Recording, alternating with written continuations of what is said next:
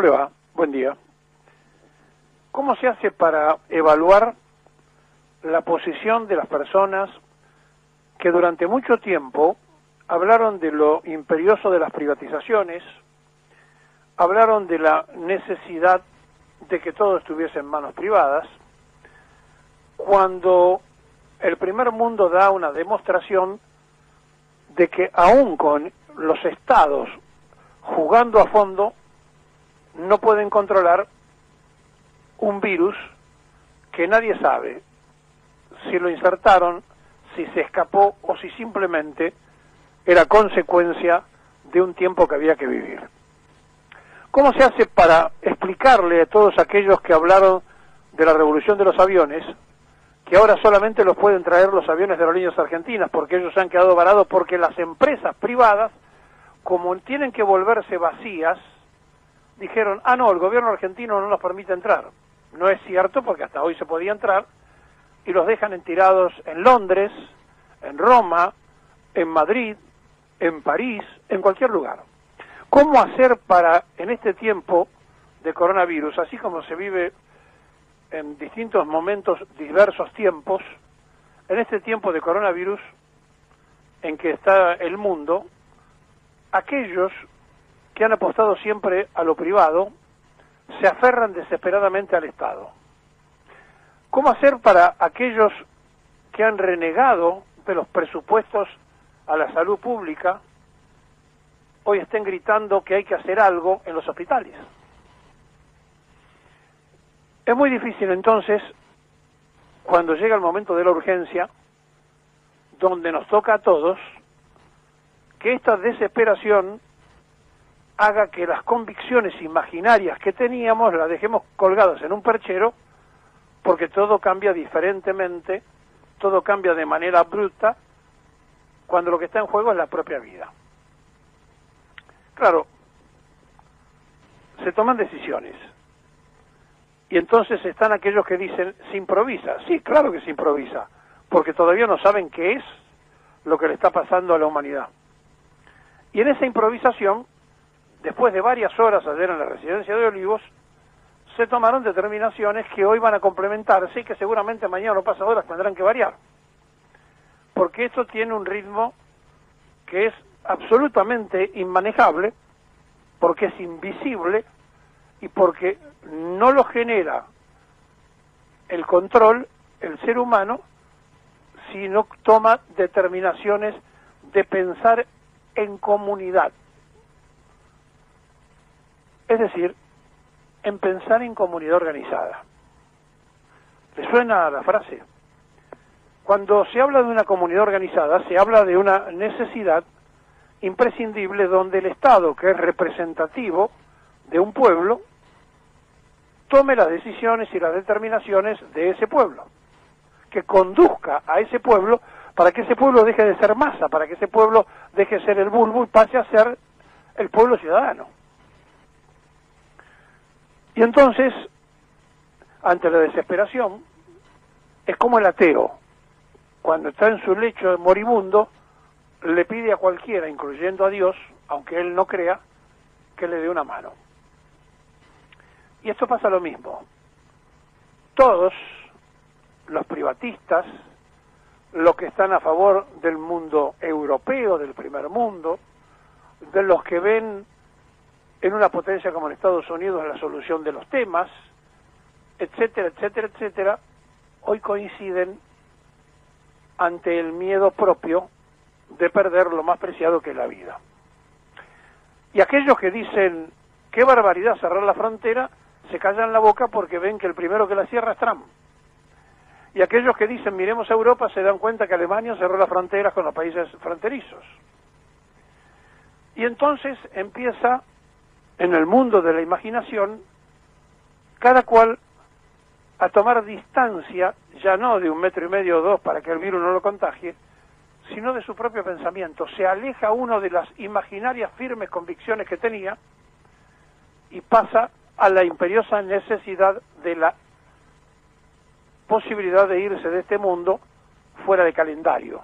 Si bien es cierto que nadie viene con la fecha manejable, ya venimos con un destino preestablecido, y que lo único que sabemos cuando nacemos es que nos vamos a morir. A nadie le gusta que le anuncien que ahora se puede morir. Es decir, todos sabemos que nos vamos a morir, pero a nadie le gusta decir, mira que te puedes morir ahora. Y por lo tanto, aparece entonces un grupo de inconscientes que no le da la importancia que esto tiene, un grupo de extremistas que le da una máxima importancia y se ponen un barbijo a pesar de que ellos no contaminan porque no tienen la enfermedad y creen que con esto evitan contagiarse. Y nos encontramos también con esos violentos repudiables, como este señor que se llama Miguel Ángel Paz, que tiene 40 años, que vive en Vicente López, que es profesor de educación física, que estuvo trabajando en el equipo de rugby de Cuba un tiempo atrás, y que trompió a un miembro de seguridad del edificio que le impedía salir porque tenía que corresponderle su 15 días de internación en su domicilio porque había llegado a los Estados Unidos. Y entonces ahora está en la cuarentena en su casa y hay que distraer un patrullero de la policía de la provincia y del Vicente López para que el señor no se escape. En realidad, cuando termine la cuarentena, lo tienen que llevar de los cabellos y meterlo en un calabozo. Y aquí quiero decir algo porque hay que tener mucho cuidado con este tema. Como siempre aparece algún abogado aprovechado de defender a alguno de los delincuentes consagrados, hay más de 45.000 presos que tienen más de 60 años. ¿Escuchó? Y hay algunos que ya están sugiriendo que se los mande a su casa con una pulsera ante el riesgo que corren en una cárcel. Y la verdad que tienen que pensarlo seriamente en la justicia y en la política, porque sería mucho más grave que 45.000 se escapen el 10%, 4.500 para seguir haciendo sus fechorías, por el simple hecho de intentar protegerlos a ellos y desproteger a la sociedad. Y del punto de vista humanitario, y claro, del punto de vista humanitario es distinto, pero a lo mejor tendrán que buscar la forma de tenerlos en otro lugar. Pero repito, hay 45.000 presos que tienen arriba de 60 años. Cuando nos pasan estas cosas, ocurre lo que ocurrió ayer. Los periodistas, horas y horas, enfrente de los lugares donde se tenía que generar la noticia, nadie quería hablar porque tenían que hablar primero al presidente, lo ven al presidente, para demostrar que todos estamos en el mismo barco, lo pone al jefe del gobierno de la ciudad de un lado y al gobernador de la provincia de Buenos Aires del otro, para dar una fotografía de la unidad de concepción para la unidad de acción. Pero la verdad es que no dijeron nada más allá del anuncio superficial de algunas cosas fundamentales, claro, para la preservación, porque todo lo demás está en una gran ingeniería. ¿Y saben cuál es? La ingeniería económica. Porque la Argentina no está en condiciones de pararse, y del punto de vista de la lógica de los responsables de las epidemias, de los médicos, la forma de que el virus no se reproduzca es justamente cuando todo el mundo se quede sin tomar contacto, que se quede en su domicilio o donde fuere, a los efectos de que el virus no se pueda realizar, no se pueda propagar, no se pueda volver a contagiar. Pero el país está muy mal. Y entonces aquí empieza la gran duda de la conducción del país. ¿Qué hacemos? 15 días clausuramos la Argentina. No se puede, le dijeron al presidente. La situación económica no nos permite hacer eso. Y entonces, y bueno, habrá que adecuarse. Rostros serios, preocupados,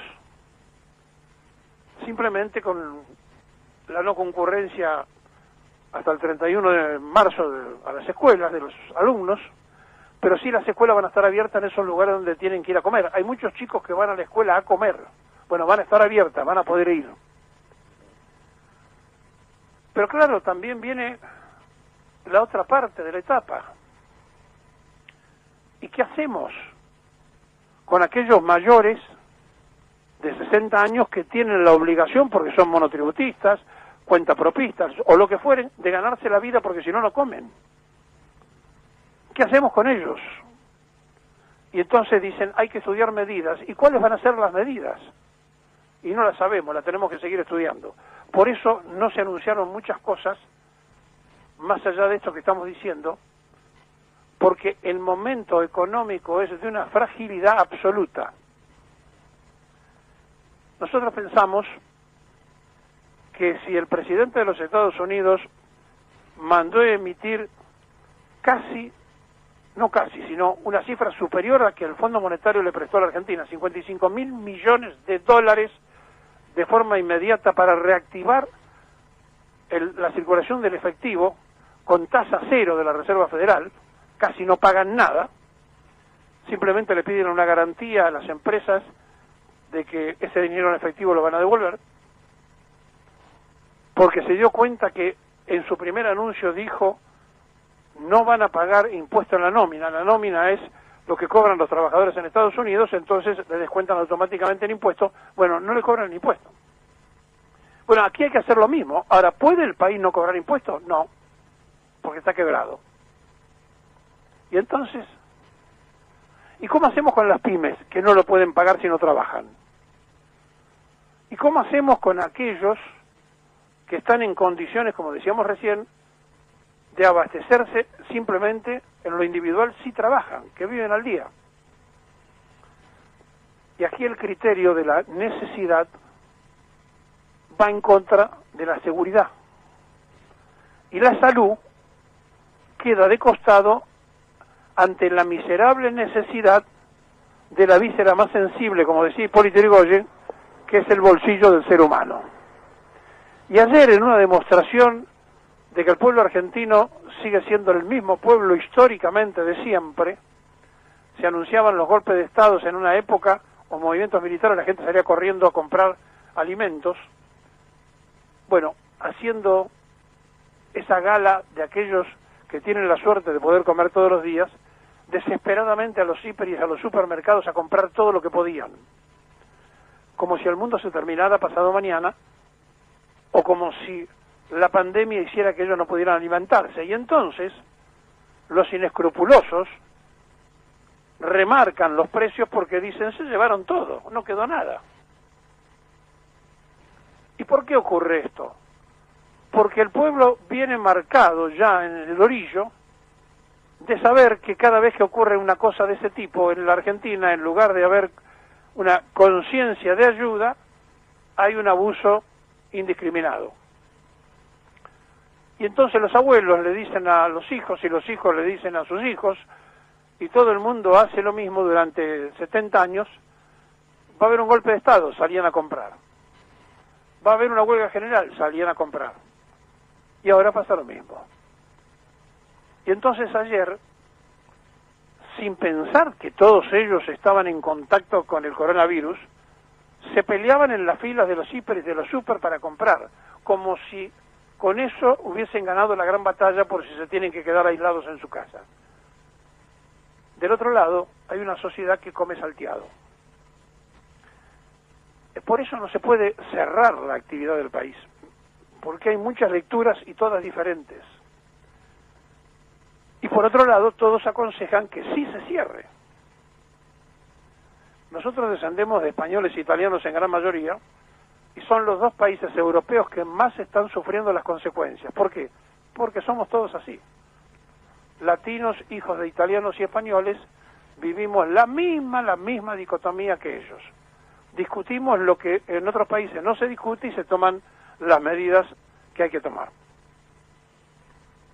De 180 países que tienen fútbol en el mundo, Brasil, Rusia, Inglaterra, México y nosotros fuimos los únicos 5 países que jugamos al fútbol.